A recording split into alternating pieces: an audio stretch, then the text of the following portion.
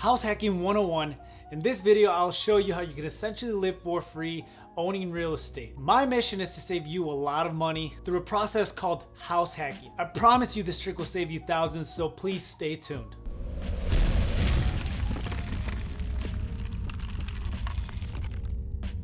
Welcome back, my name is Sanchez. In this channel, we talk about money, investing, and real estate. If you want to learn how to start making, saving, and investing more money so one day you can become financially free and live life on your own terms, you can start by subscribing now. And yes, I can wait.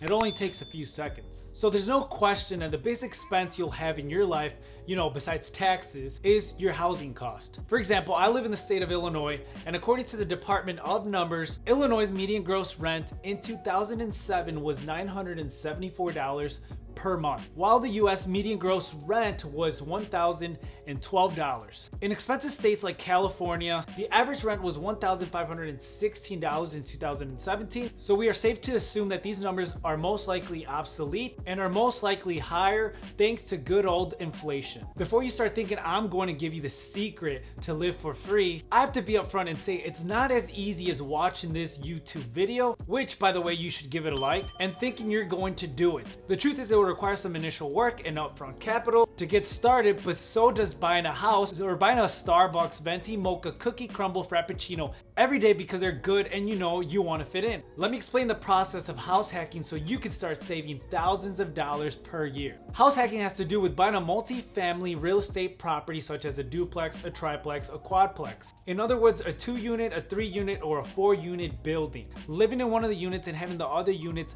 rented and having those rents pay for your mortgage and expenses related to the building. Buying multifamily housing is awesome because you can still get the same type of financing you could get with buying a regular home. To begin, you need to have some sort of credit established. That guarantees you get the best financing available with the best interest rates. If you don't qualify, you have to pay higher interest, but with the right deal, that does not matter. Secondly, you need to have money saved. There's no way around it, and in order for you to get financing, you have to show that you're somewhat financially responsible. You need to be able to put some skin in the game, which in fancy words, it means a down payment. The two most common loans are FHA loans and the conventional loan. The FHA loan is easier to qualify for and it does not require you to have a high credit score. It also allows the home buyer to put down a lower down payment, typically 3.5% with a credit score of 580 and higher. And with a credit score less than 580, you may qualify with the 10% down payment. Only downside of the FHA loan is that the payment will be higher because of the low down payment and you will be paying PMI, aka mortgage insurance. The conventional loan is for home buyers with better credit. You can get by with a 3% down payment, but you will also need to pay PMI if the down payment is anything less than 20%. I personally use conventional financing and don't bother putting anything less than 20% because I hate wasting my money on mortgage insurance, but who cares? This video is not about me. Lastly, house hacking does not work with any multifamily building that's for sale. You see, in order for you to be able to capitalize on the sweet idea of having your units pay down your mortgage and also pay down your housing costs, you need to be able to identify a good deal. Now, the advice that I'm about to give you works anywhere in the United States, including areas like LA, California. And if you don't believe me, just ask my good old buddy Graham Stephan and he can show you how he does it. It is important to analyze the cost of ownership and be realistic with the rents you can receive from the unit you will be renting. Now let me give you an example that works in my area. I found a property that's a 4-unit building with a purchase price of $315,900. When analyzing a property, all I care about is two main factors. First things first, you need to know how much money you will be paying month to month to own the property. That includes mortgage, taxes on the property, insurance, and cost of repairs and maintenance for the property. So I head over to redfin.com and use their mortgage calculator and put in the following. Assuming I'm putting down a 10% down payment and getting a 30-year loan with a fixed rate of 3.875%, I also made sure to include $7,370 a year for the taxes of the property, total cost of $146 per month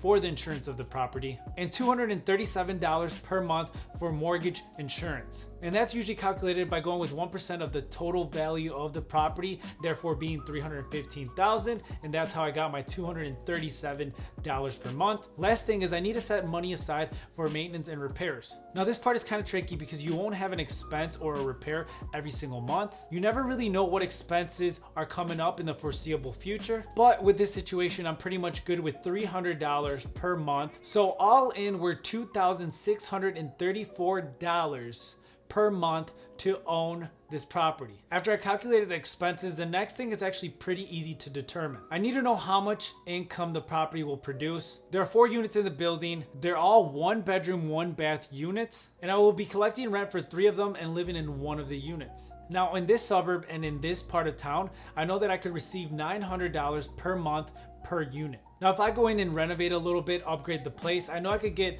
rent of up to $950 per unit, but I'll stick to the conservative numbers because I like to play it safe. For all those math geniuses out there, assuming we multiply 3 total units for rent times $900 per month, we have a total of $2,700 per month of total income. And not only will I cover all my expenses to own the property, I'll also be able to profit $66 per month. Now, one of the things that is not covered in the numbers is the mortgage pay down, which means more profit for you. It also does not include appreciation of the building because over the long term, the building is usually gonna go up in value, which means even more money for you. Your investment is a forced savings account that eliminates your housing expense and therefore allows you to save even more money, to invest even more money. Again, this process does take time because it requires you to save for a down payment and also find a good deal. But at the end of the day, building wealth is about patience and numbers. And if you find the motivation to do this, I'm positive you can do it. You just have to be consistent and stop spending money on dumb things like overpriced coffee and dumb stuff that has no value. With that said, thank you so much for watching this video. I hope it brought value to you. And please don't be afraid to gently destroy that like button, aka give this video a thumbs up. Comment down below for the YouTube algorithm, and most importantly, subscribe to the YouTube channel. Follow me on Instagram if you want to follow my journey, and